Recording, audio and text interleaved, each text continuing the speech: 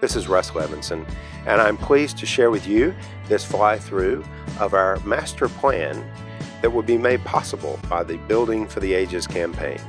Unanimously approved by the Senior Council of the Parish and the Vestry of the Parish, we hope to begin breaking ground in the spring of 2019.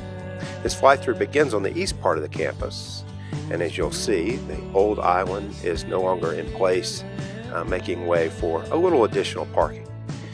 The fly-through begins on the east part of the campus, next to the existing island.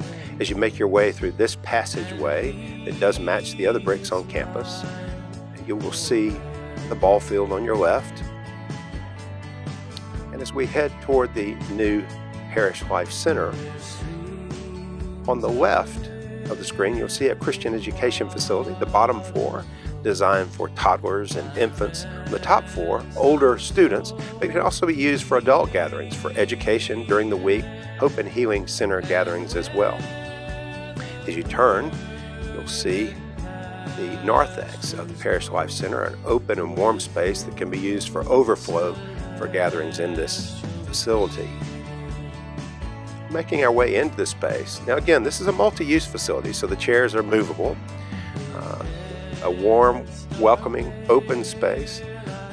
The design does include some stained glass windows, and this will be a space where we will have contemporary worship, our family table service, our altar service, and perhaps expand our worship opportunities during the week and on Sundays.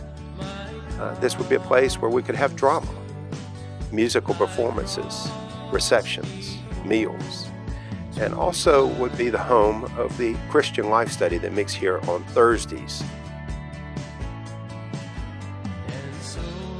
Again, moving out of the space, keeping in mind that this is multi-use through the narthex. As we leave this space, coming out facing the new Christian Education Center for Children. Now we're on the west part of the campus, and as we come in this entrance, right to the right is the new music facility, coming off the back of the old church. We enter and we see here on the west of the church a cloister garden, matching the cloister garden on the east in size, but not in design. Slightly different design is planned for this part of the campus.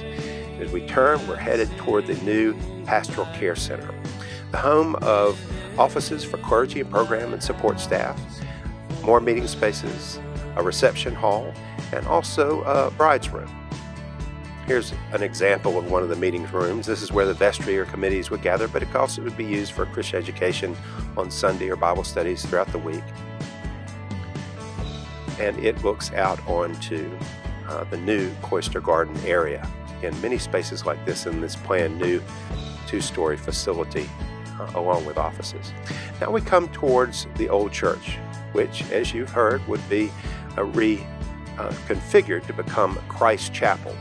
The front of the church would be refurbished and changed to match the existing church and worship space we have on Riverway, coming through the small narthex into the church, which now seats about 200 with this design, between a little bit of space in the balcony and the floor space, a drop-down ceiling. With the name of Christ Chapel, each of the 7 windows on each side, a total of 14, would have scenes from the life of Jesus. A rose window over the altar. In the back, a small organ that is appropriate for the space which this chapel will take up. So if we were able to go forward with all the pieces of the Building for the Ages campaign, this is how our campus would look by evening in the year 2020.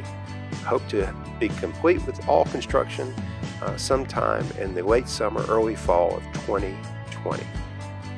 And there is a vision for the completion of the Building for the Ages master plan.